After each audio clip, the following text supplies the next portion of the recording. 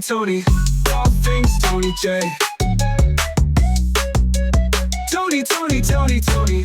All things Tony J.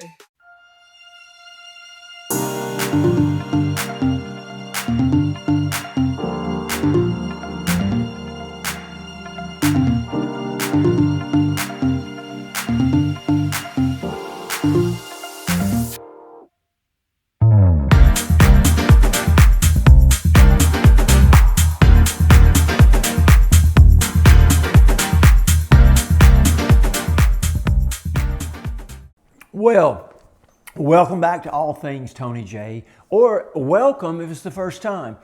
Well, as you may know, I turned 63 last week and I decided to do something physical because I think that's important at any age that you find yourself at. So what I decided to do was to come out of retirement to try to tackle another 100-mile race. Now, today we're going to talk about run, sleep, eat, and I'll tell you what shoes I'm going to wear because those are the three top questions, and the fourth, if I put in a bonus for shoes, that people ask people that run long distances. What's the running look like? What does the sleep look like? What do you eat? So we're going to cover all of that. Now, I want you to understand I'm just an average Joe. I'm an average runner. You'll find better videos, you'll find higher quality, everything by some of the more professional runners, but what I found that most people aren't professional. And so here in another series or so, I'm going to tell you how I got started in ultra running. And today, by the way, if you haven't seen episode 1, you need to go watch episode 1 because I originally was signed up for a 12-hour and then I decided to do a 48-hour. Now, again, full disclosure, I've done a 48-hour race before. I've also done a 100-mile race before, but I haven't been running that long. And so this time, my goal, and I'll talk about how to set goals in a future episode, but I'm trying to do over 100 miles this time. I'm going to see how far I can get over it. Stupid, right? Well, there are a lot of adjectives that probably fit what ultra runners do. So let's get right down to it. Let's talk about what it looks like to run over 100 miles. Many people ask me, do I run the whole thing? No, I do not run the whole thing. You would have to be superhuman, and there are some that could run 100 miles without stopping. But what typically happens in 100-mile races or timed races, as the one I'm going to run is called, 48 hours, it's all about strategy. That's why I don't run the shorter races. Anything shorter than 30 miles, it's a young person's game. It's like a sprint for them. But then when you go in a little bit deeper, where you have to add strategy, which comes to what we're talking about, it changes everything. It makes it a level playing field. So you have to decide in a 48-hour race how much you're going to try to sleep. If you're going to run the first X miles, you'll have to decide if you're going to walk the hills or not. And so a lot of people get down to what's called a walk-run strategy.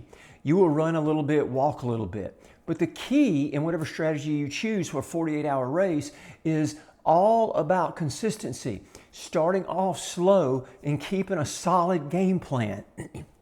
So you can go all over the place when it comes to how you want to actually run the race.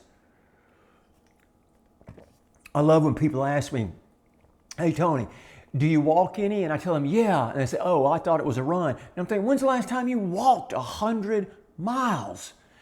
And so that's something to think about. Now, when it comes to sleeping, the last 48-hour race, the last time I did 100 miles, I could not sleep. I tried, but I was so stiff, I was cramping. The pain is unlike anything you could ever imagine. And so when it comes to sleeping, you just have to grab what you can.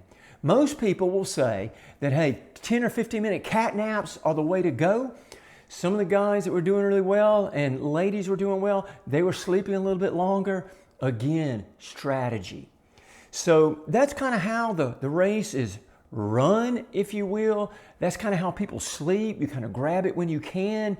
And the last one, I finished in like over 30 hours, never slept at all. Did I lay down? I tried.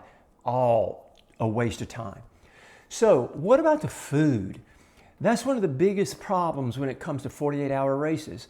when you look at food, the problem is how much can your stomach digest? Your intestinal system is just bouncing up and down for hours and hours and hours. And yes, we run around the clock oftentimes with a headlamp. And so you've got to figure out your nutrition. Now, one of the things that I like are salt sticks. Now, I haven't used this kind before, but I'll be using it in the upcoming race. And I'm going to give it a go. It's just a salt stick. It helps you sweat, not cramp. And then there is hydration. I like Liquid IV. I used to do Tailwind and all those other things, and it didn't do so well on my stomach.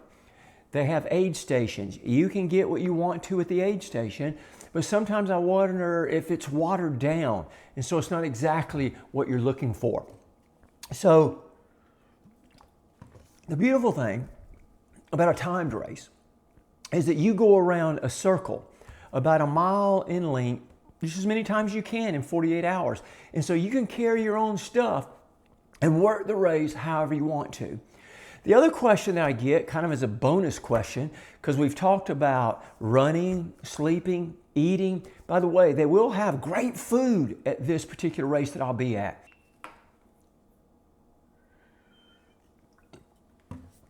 So now, let's talk shoes. Ask 1,000 runners which they like the best, and you'll get 1,000 different ideas. I use a Saucony, and the reason I like this is it's got a big toe box. It's very breathable, and I've just loved Saucony since I started using them. So the race is coming up in just a few weeks. My training has been going about like I expected. I've only been training for about 2 to 3 months, and so we'll just see how it goes. 48 hours. I'm 63 years old. Also, don't know if I've told you, but I'm also a cancer survivor. So I want to encourage you, wherever you are in your physical activity, as long as the doctors tell you it's okay, maybe, consider doing a run. I'll tell you about how I got into it in one of the next episodes. Again, if you haven't seen episode 1, encourage you to go and do that. Again, thanks so much for tuning in, watching All Things Tony J. Again, you'll get better advice elsewhere. You'll get better video production.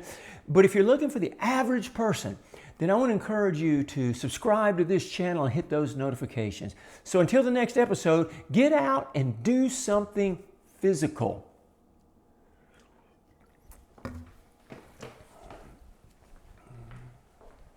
Tony, Tony, Tony, Tony, Tony.